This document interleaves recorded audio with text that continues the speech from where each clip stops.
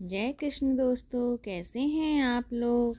मैं आपको एक श्री कृष्ण के भक्त की कथा सुनाने जा रही हूँ। अगर आपको अच्छी लगे तो मेरे चैनल को सब्सक्राइब कीजिए और नीचे मेरी कहानी अगर आप लोगों को पसंद आए तो कमेंट में जय श्री कृष्ण अवश्य लिखिए। पौराणिक कथा के अनुसार एक बार की बात है कि किसी नगर में एक राजा ने एक मंदिर बनवाया जिसमें श्री कृष्ण की एक मूर्ति भी रखवा दी। लेकिन राजा ने कभी भी उस मूर्ति की पूजा नहीं की। पूजा करने के लिए मंदिर में एक पुजारी को रखा गया।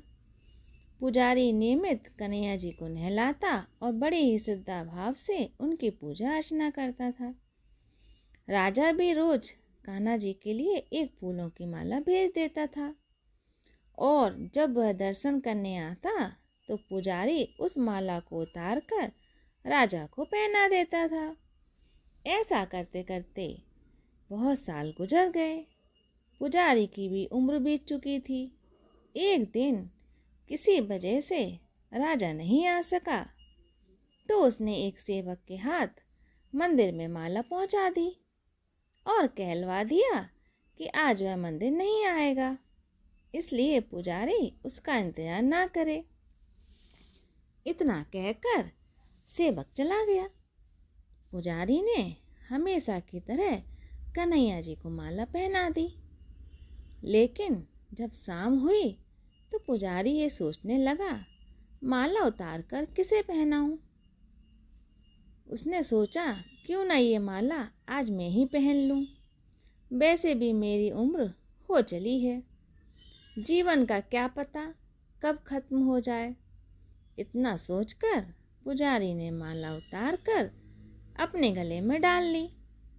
लेकिन इतने में ही सेवक आ गया और उसने बताया कि राजा की सवारी मंदिर में पहुंचने वाली है, मतलब राजा मंदिर आने वाला है। इतना सुनकर पुजारी डर गया। उसने सोचा कि अगर राजा ने उसे देख लिया कि उसने माला पहन ली है तो वो तो उसको मरवा ही डालेगा। आनन फानन में पुजारी ने माला उतार कर वापस कन्हैया जी को पहना दी। जैसे ही राजा अंदर आया तो हमेशा की ही तरह पुजारी ने माला कान्हा जी के गले से उतार कर राजा को पहना दी। लेकिन माला पर लगा सफ़ेद बाल देखकर राजा समझ गए कि पुजारी ने ये माला स्वयं पहनी थी। बस फिर क्या था। राजा क्रोधित हो उठे और उन्होंने गुस्से में पुजारी से पूछा कि माला पर सफ़ेद बाल कहाँ से आया है। राजा की बात सुनकर पुजारी डर गया और बोल पड़ा, अरे ये तो कन्हैया जी का है। अब तो राजा और भी क्रोधित हो गया, क्योंकि कान्हा तो भगवान है और उनके बाल सफ़ेद कैसे हो सकते हैं। इसलिए राजा ने फरमान सुना डाला कि कल श्रृंगार के समय राजा खुद आएंगे और देखेंगे सच में ही कान्हा जी का बाल सफ़ेद है या ये पुजारी झूठ बोल रहा है।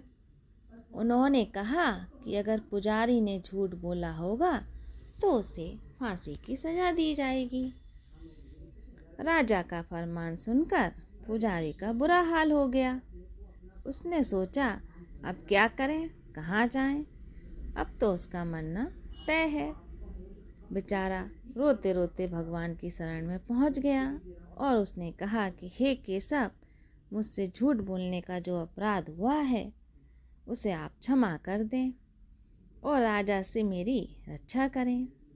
पुजारी ने कहा कि हे माधव, आपकी सेवा करते करते मैं वृद्ध हो चुका हूँ, अब आप मुझे माफ़ कर दीजिए। ऐसी गलती दोबारा नहीं होगी। ये कहते कहते पुजारी की न जाने कब आँख लग गई। अब उसकी जब आँख खुली तो सुबह हो चुकी थी। इधर सुबह होते ही राजा भी आ गया और कहने लगा, आज कान्हा जी का श्रृंगार वह खुद करेगा।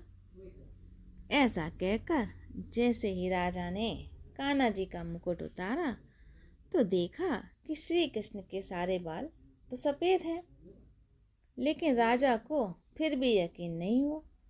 उसे लगा कि पुजारी ने फांसी की डर से बालों को ही रंग दिया होगा। राजा ने सोचा, क्यों न कान्हा जी का एक बाल तोड़कर देखा जाए। इसके बाद राजा ने कान्हा जी का एक बाल तोड़ लिया, लेकिन जैसे ही कान्हा जी का बाल टूटा तो कान्हा जी के सिर से खून की धार बहने लगी।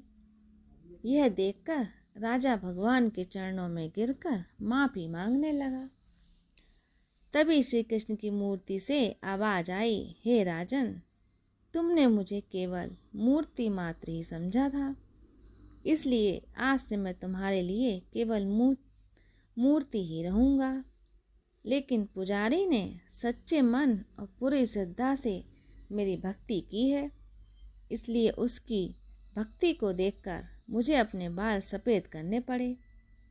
कन्हैया जी ने कहा कि भक्ति में कभी भी संशय नहीं होना चाहिए और सच्चे भक्त की लाज तुम्हें कभी जाने ही नहीं देता।